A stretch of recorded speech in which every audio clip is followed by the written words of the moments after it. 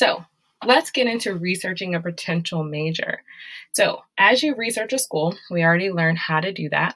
You want to go to academics, look up a major. You can pick any major.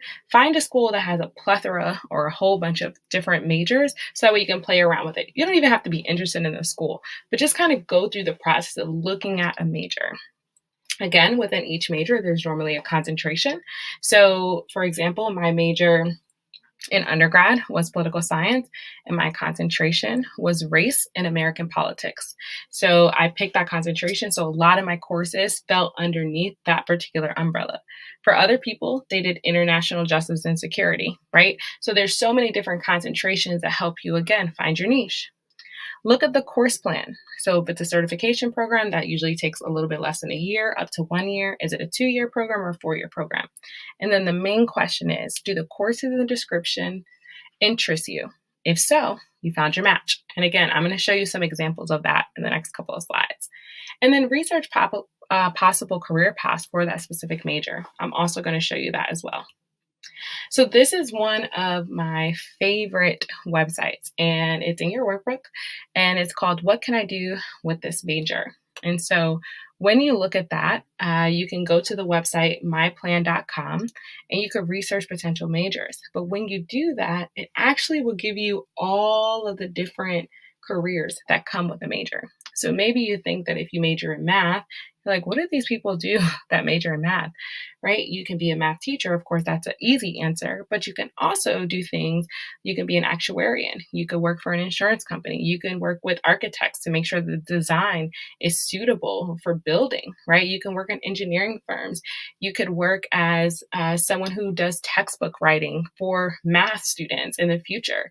So I love this website because it really gave students 3 things: what you could do with the major in terms of career, skills that you can have, and then some helpful links. And so I want you to definitely go to this particular website and research potential majors. And even if there's a major that you're like, oh, I don't know if I'm interested, just click it. What do you have to lose? 5 minutes? We lose 5 minutes in so many things, but just play around. Allow your heart to kind of explore and have adventure with this. So this is an academic planning worksheet.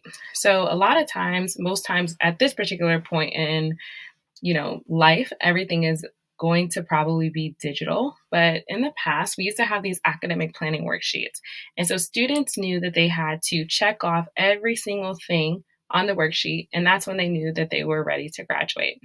And so let's just look at this. So this is for a psychology program. So sometimes students might think that when you have a major, they're actually going to tell you exactly what to take every single term. But as you can see here, you actually, for the majority of majors, you do have some flexibility. So the first category it says you have to complete 1 course from each of the following groups. So for biopsychology or cognitive, right, they give you 2 options.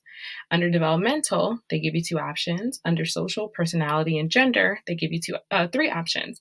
So you get to choose. You only need to take 1 of those, right? And this is 3 breadth group courses. So again, you have to just take 1 of each. You might have elective space to take more, but in order to graduate, you have to check this off. So like I said, every university at this particular point in life is going to have it digital, and they might call it some sort of degree audit plan to kind of help you track your way to graduation.